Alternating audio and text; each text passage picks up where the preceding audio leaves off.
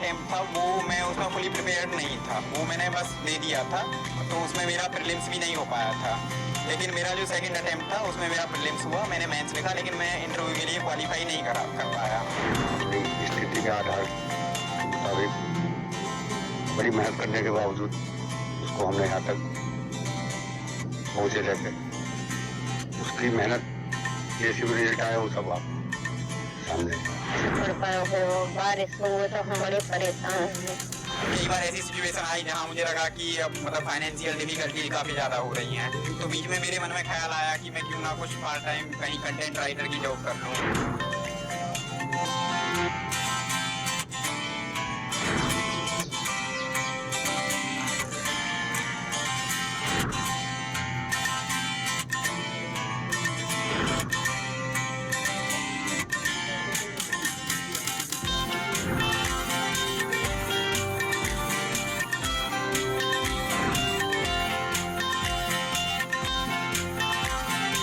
ये नेसेसरी नहीं है कि आप कोचिंग करेंगे तभी आपका सिलेक्शन होगा।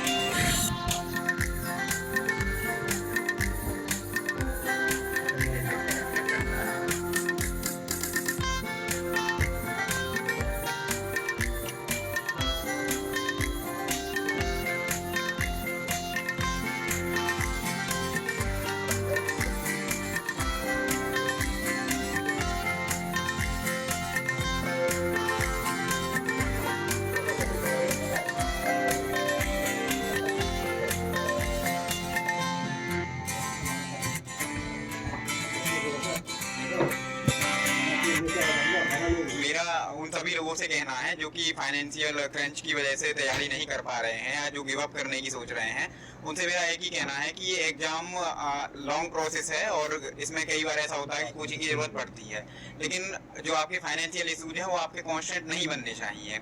आप इसके लिए कई तरह से चीज़ें कर सकते हैं, जैसे एकदम ये नेसेसरी नहीं है कि आप कोचिंग करेंगे तभी आपका सिलेक्शन होगा। तो ये जो चीज़ है ना, ये मिथ है कि कोचिंग करेंगे तभी सिलेक्शन होगा।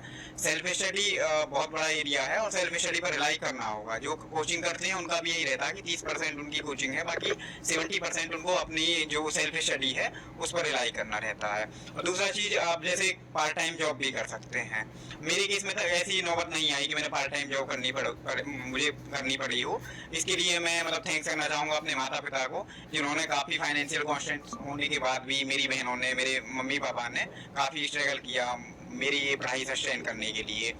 और पर्टिकुलरली इस केस में कि मेरा 2 अटेम्प्ट में नहीं हुआ था, ये मेरा 3rd अटेम्प्ट है। इसके बाद भी मुझे दिल्ली जैसे शहर में स्टे कराना और कॉन्स्टेंटली मुझे सपोर्ट करना, ये अपने आप में बड़ी बात थी। इसके अलावा मेरे दोस्त हैं जो हमेशा मेरे साथ खड़े रहे, मेरे मामा जी हैं, मेरी मौसी हैं जिन्होंने मुझे सपोर्ट किया।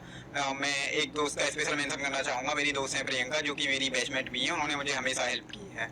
तो फाइनेंशियल रीजंस आपके कांस्टेंट नहीं बनने चाहिए। आप ड्रीम एस्पायर करो और इन ड्रीम्स को ट्रू करने के लिए आप मेहनत करो, और जो फाइनेंशियल कांस्टेंट्स हैं उनको ओवरकम करने के लिए आप कई सारी चीज़ें, आप अपने दोस्तों की हेल्प ले सकते हैं। जैसे कई बार आपको ज़रूरत है, कोई टॉपिक आपको समझ में नहीं आ रहा है, तो कोचिंग के बजाय आप अपने उन दोस्तों से संपर्क करें जो उस चीज़ के बारे में जान रहे होते हैं, आप उनकी हेल्प ले सकते हैं। जैसे आपने अभी मेंशन किया कि आपका 3रा अटेम्प्ट है जी। और इतनी फाइनेंशियल हार्डशिप आपके साथ है, आपके घर की एक फोटो ट्विटर पे आज ट्रेंड कर रही थी, बहुत बड़े अधिकारियों ने उसे पोस्ट किया था। जी। तो पहले और दूसरे अटेम्प्ट में आपकी असफलता के बाद आपके क्या विचार है? कभी आपने गिव अप करने के बारे में सोचा या कोई एक्स्ट्रा सोर्स ऑफ इनकम के बारे में कुछ सोचा था? जी, असल मेरा जो पहला अटेम्प्ट था वो मैं उसमें फुली प्रिपेयर्ड नहीं था, वो मैंने बस दे दिया था, तो उसमें मेरा प्रीलिम्स भी नहीं हो पाया था।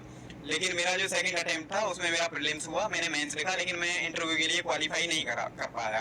सर उस टाइम मैं बहुत निराश था, मैं एक्चुअली मैं रो रहा था, मतलब मैं क्राई कर रहा था, मेरी माताजी से मैं बात कर रहा था, मैं एकदम रो रहा था, मैं परेशान था कि मेरे साथ ऐसा क्यों हुआ, मैंने काफ़ी मेहनत की थी।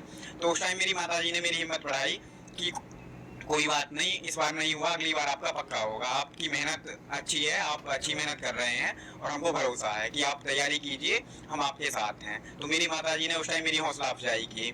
उसके बाद में फिर मैंने इवेलुएट किया अपने आप को कि कहाँ पे कमियाँ रही हैं।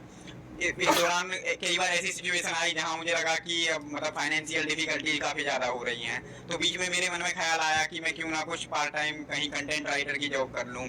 इसके लिए मैंने एक संस्थान में एक दिन में गया अभी, वहाँ पे जाके मैंने कंटेंट राइटिंग के लिए एक दिन मैं वहाँ पे ज्वाइन किया, तो मुझे एहसास हुआ कि मैं 7 से 8 घंटे वहाँ पे दूंगा, उसके बदले में वो अराउंड 500 मुझे पर डे पे करने के लिए बोल रहे थे।